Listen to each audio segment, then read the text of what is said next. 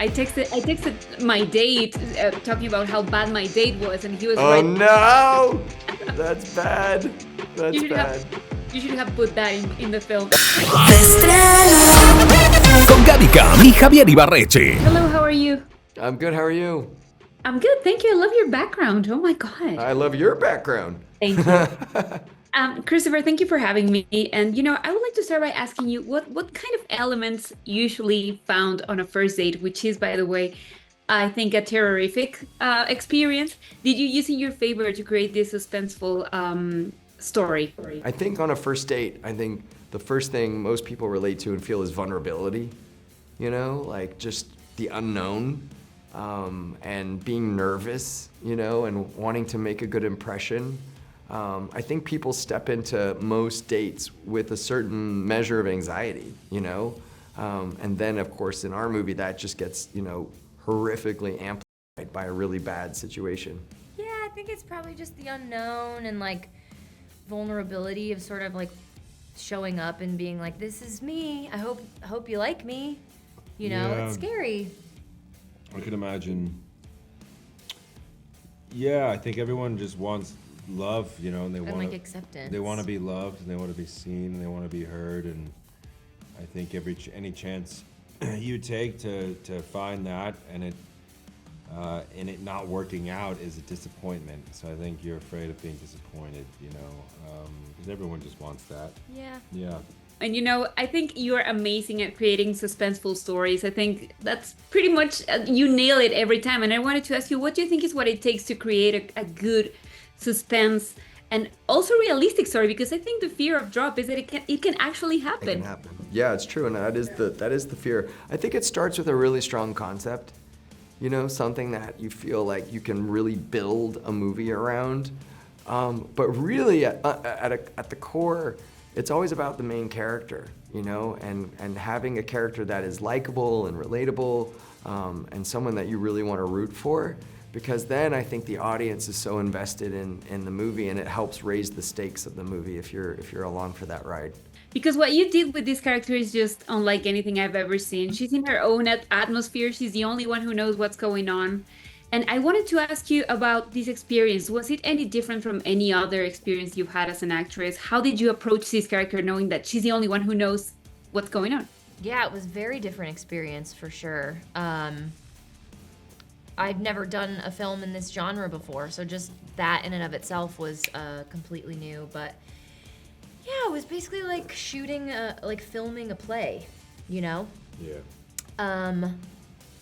But it kind of takes care of itself. We got to shoot in order a lot, so I didn't really have to do any crazy prep. I just kind of showed up every day and like took it as it came, and that proved to kind of be the best approach. I think that also proves how great of an actress you are. Oh, that's sweet. Thank you. Sure is.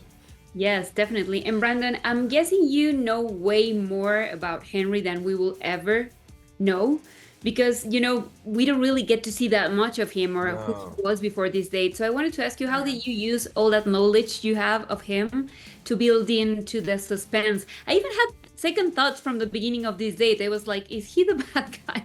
Yeah, right? Yeah. Yeah, well, I think you, this is part of your job as an actor, right, is to figure out all the moments that aren't on screen.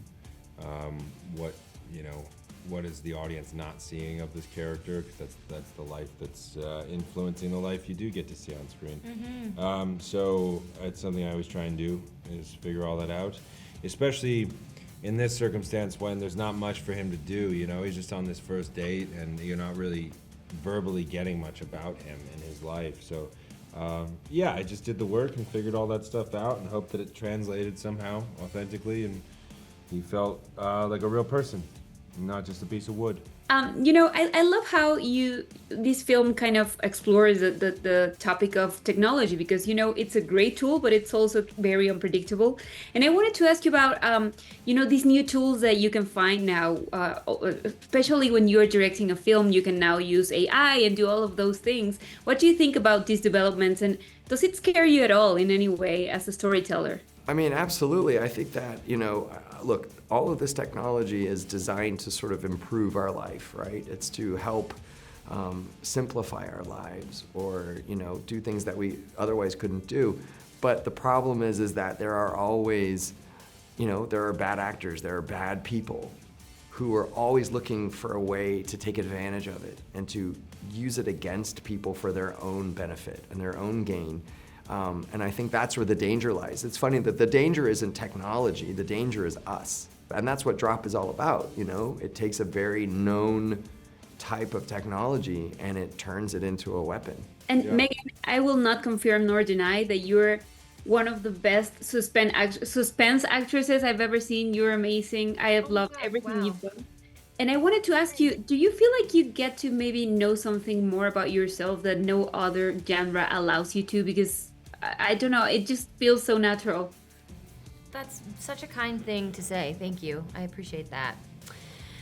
I think so, yeah. I think I feel that way about like sort of every time I go through the journey of like making something. I feel like I learn something about myself.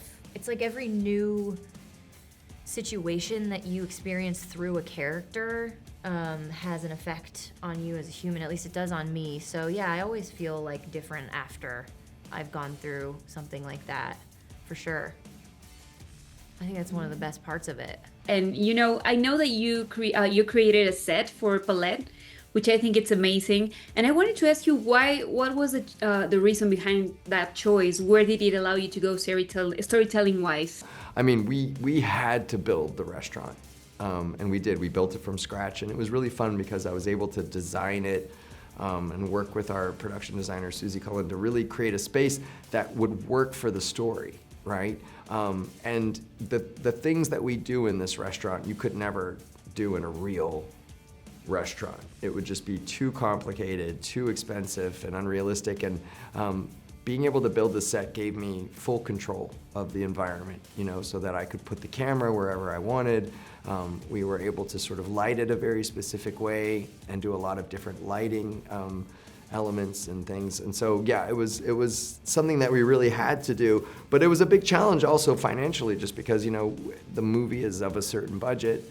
And I would say, like, you know, a majority of our budget really went into building this space.